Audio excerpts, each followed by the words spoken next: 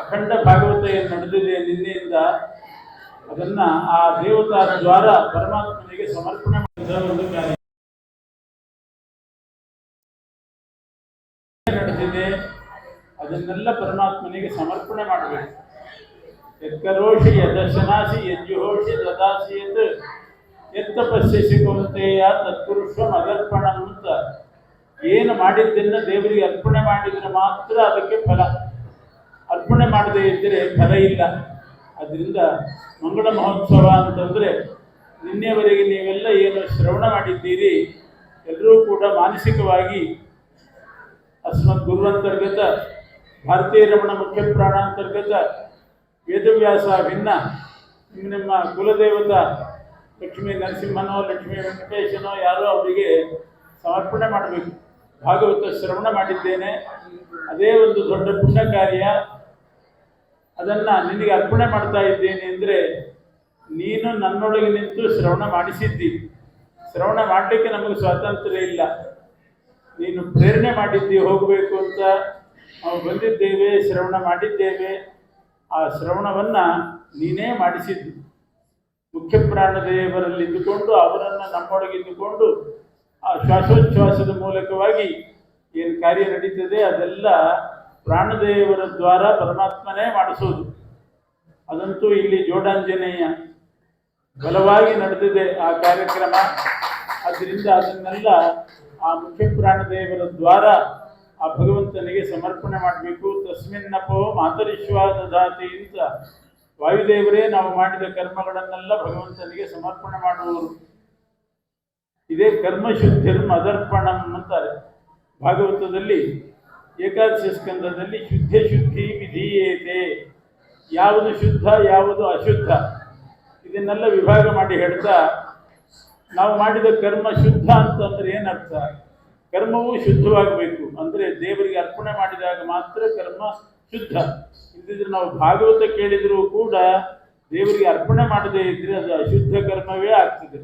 ಅದರಿಂದ ಪರಮಾತ್ಮನೇ ನಮ್ಮೊಳಗೆ ನಿಂತು ಕಿವಿಗೆ ಶಕ್ತಿ ಕೊಟ್ಟು ಶ್ರವಣ ಮಾಡಿಸಿದ್ದಾನೆ ಭಗವಂತ ಅನ್ನುವ ಅನುಸಂಧಾನದಿಂದ ಅವರಿಗೆ ಅರ್ಪಣೆ ಮಾಡಬೇಕು. ಈ ಕಾರ್ಯಕ್ರಮವನ್ನು ಜೋಡಾಂಜನೇಯ ಸೇವಾ ಸಮಿತಿಯವರು ಎಲ್ಲರೂ ಕೂಡ ಪ್ರತಿ ವರ್ಷ ಇದು ನಡೀಲಿ ಅಂತ ಸಂಕಲ್ಪ ಮಾಡಿದ್ದಾರೆ. ಗೋಪಾಲದಾಸರ ಸನ್ನಿಧಾನದಲ್ಲಿ ಪ್ರಾರಂಭ ಆಗಿದೆ, ನಿರ್ವಿಘ್ನವಾಗಿ ನಡೀತದೆ ಅಂತ ಅನ್ನೋದಕ್ಕೆ ಅದೇ ಸಾಕ್ಷಿ. ಈಗಿನ ವಿಘ್ನೇಶ್ವರನ ಅಂಶ ಸಂಭೂತರು ಅಂತ ಪ್ರಸಿದ್ಧರಾದ ಗೋಪಾಲದಾಸರ ಸನ್ನಿಧಾನದಲ್ಲಿ ನಡೀತಾ ಇದೆ, ನಿರ್ವಿಘ್ನವಾಗಿ ನಡ್ಕೊಂಡು ಬಂದಿದೆ. ಹೀಗೆ ಉತ್ತರೋತ್ತರ ಪ್ರತಿ ವರ್ಷವೂ ಕೂಡ ಈ ವೈಕುಂಠ ಏಕಾದಶಿ ಈ ಭಾಗವತ ನಡೀಲಿ. 7 ದಿವಸದ ಕಥೆ ಕೇಳಿ ಹೇಳಿರೋ ವೈಕುಂಠಕ್ಕೆ ಅಂತಾರೆ. ಅದರಿಂದ ವೈಕುಂಠ ಲೋಕಕ್ಕೆ ಹೋಗಲಿಕ್ಕೆ ಅಧಿಕಾರ ಪ್ರಾಪ್ತಿ ಆಗಬೇಕಾದ್ರೆ ಭಾಗವತ ಶ್ರವಣ ಮಾಡಬೇಕು. 7 ದಿವಸದ ಕಥಾ ಶ್ರವಣವನ್ನು 1 ದಿವಸದಲ್ಲಿ ಅಖಂಡ ಭಾಗವತ ಅಂತ ಉಪವಾಸದಲ್ಲಿ ಕೂತುಕೊಂಡು ಶ್ರವಣ ಮಾಡುವುದು ರೂಢಿಯಲ್ಲಿ ಬಂದಿದೆ. ಅಂಥ ಕಾರ್ಯಕ್ರಮ ಇಲ್ಲಿ ಅವರು ಏರ್ಪಾಡು ಮಾಡಿದ್ದಾರೆ.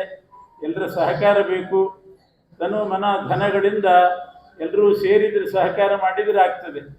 ಸಣ್ಣ ಸೇವೆ ಆಗಿರ್ಬೋದು, ಊಟಕ್ಕೆ ಕೂತಾಗ ನೀರು ಬಡಿಸಿದ್ರೂ ಆಗಿರ್ಬೋದು, ಎಲೆ ತೆಗೆದರೂ ಆಗಿರ್ಬೋದು, ಡೊನೇಷನ್ ಕೊಟ್ಟಿದ್ರೂ ಆಗ್ಬೋದು. ಎಲ್ಲ ಸೇವೆಯನ್ನು ಪರಮಾತ್ಮ ಮಾಡಿಸ್ತಾನೆ. ಅದಕ್ಕೆ ಸರಿಯಾಗಿ ಪುಣ್ಯವನ್ನು ಕೂಡ ಕೊಡ್ತಾನೆ.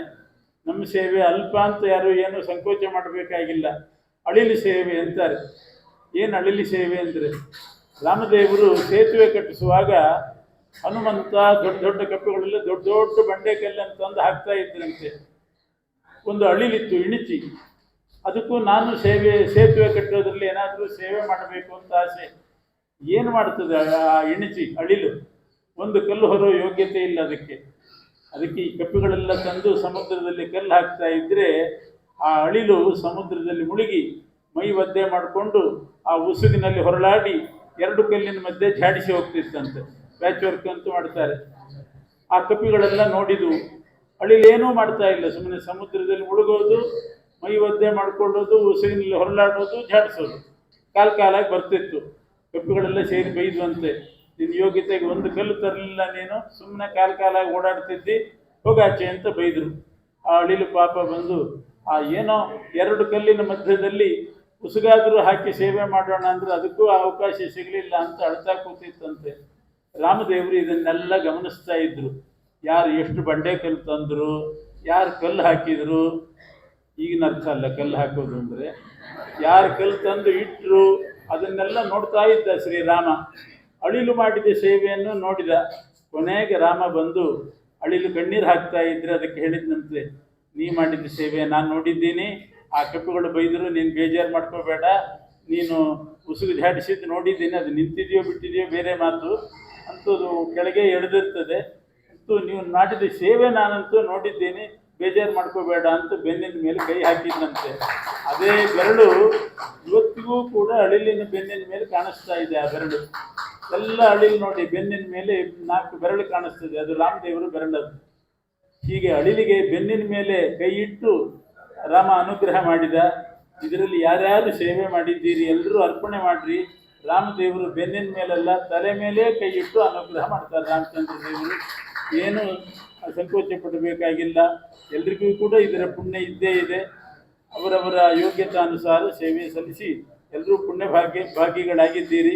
ಅದನ್ನು ಭಗವಂತನಿಗೆ ಸಮರ್ಪಣೆ ಮಾಡಿ ಕೃಷ್ಣ ಅರ್ಪಣಮಸ್ತು ಅಂತ ಎಲ್ಲರೂ ಮನಸ ದೇವರಿಗೆ ಅರ್ಪಣೆ ಮಾಡಿರಿ. ಏನು ಲೋಪದೋಷಗಳು ಬಂದಿದ್ದರೆ ಕೇಳುವಾಗ ಸ್ವಲ್ಪ ಎಲ್ಲಿಯಾದರೂ ಆಚೀಚೆ ಮನಸ್ಸಿನ ಅವಧಾನ ಇಲ್ಲದೆ ಆ ಕಡೆ ಈ ಕಡೆ ಹೋಗಿರ್ಬೋದು ಮನಸ್ಸು, ಅಥವಾ ಪೂರ್ತಿ ಕೇಳಲಿಕ್ಕೆ ಆಗಿರಲಿಕ್ಕಿಲ್ಲ. ಏನು ಲೋಪದೋಷಗಳಿದ್ದರೂ ಕೂಡ ಆ ಎಲ್ಲ ಲೋಪದೋಷಗಳನ್ನು ಪರಮಾತ್ಮ ನ್ಯೂನಂ ಸಂಪೂರ್ಣತಾಮ್ಯಾತಿ ಸದ್ಯೋ ಒಂದೇ ತಮಚ್ಯುತಂ ಅಂತ ಎಲ್ಲ ನ್ಯೂನವಾದದ್ದನ್ನು ಪರಿಪೂರ್ಣ ಅಂತ ಸ್ವೀಕಾರ ಮಾಡ್ತಾನೆ. ಅಚ್ಯುತಾಯ ನಮಃ, ಅನಂತಾಯ ನಮಃ, ಗೋವಿಂದಾಯ ನಮಃ ಈ ನಾಮತ್ರಯವನ್ನು ಕೊನೆಯಾಗಿ ಹೇಳಬೇಕು.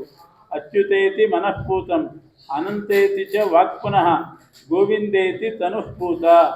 ಅಚ್ಯುತ ನಾಮ ಸಂಕೀರ್ತನೆಯಿಂದ ಮನಸ್ಸೇನಾದರೂ ವಿಕ್ಷಿಪ್ತ ಆಗಿದ್ದರೆ ಆ ಪಾಪ ಪರಿಹಾರ ಆಗ್ತದೆ. ಅಚ್ಯುತೇತಿ ಮನಃಪೂತಂ, ಅನಂತೇತಿ ಚ ವಾಕ್ಪುನಃ. ಪ್ರವಚನ ಮಾಡಲಿಕ್ಕೆ ಬಂದವರು ತಮ್ಮ ವಾಗ್ದೋಷ ಏನಾದರೂ ಬಂದಿದ್ದರೆ ಅದು ಅನಂತ ನಾಮದಿಂದ ಪರಿಹಾರ ಆಗ್ತದೆ. ಗೋವಿಂದೇತಿ ತನುಃಪೂತ. ದೊಡ್ಡ ಸಮಾರಾಧನೆ ನಡೆಯುವಾಗ ಅಲ್ಲಿ ಇಲ್ಲಿ ಸ್ಪರ್ಶ ಆಗಿ ಏನಾದರೂ ಮೈಲಿಗೆ ಆಗುವ ಸಂಭವನೂ ಇರ್ತದೆ. ಆದರೆ ಗೋವಿಂದ ನಾಮದಿಂದ ಆ ಮೈಲಿಗೆನೂ ಕೂಡ ಹೋಗಿ ಮಡಿಯೇ ಆಗ್ತಾರೆ, ಅಂಥ ಪ್ರಸಂಗ ಉಂಟು. ಅದರಿಂದ ಅಚ್ಯುತಾಯ ನಮಃ, ಅನಂತಾಯ ನಮಃ, ಗೋವಿಂದಾಯ ನಮಃ ಅಂತ ನಾಮ ಸಂಕೀರ್ತನೆ ಮಾಡಿ ದೇವರಿಗೆ ಅರ್ಪಣೆ ಮಾಡಿರಿ. ಎಲ್ಲರೂ ಕೂಡ ಪುಣ್ಯಭಾಗಿಗಳಾಗಿದ್ದೀರಿ ಅಂತ ಹೇಳ್ತಾ 4 ಮಾತು.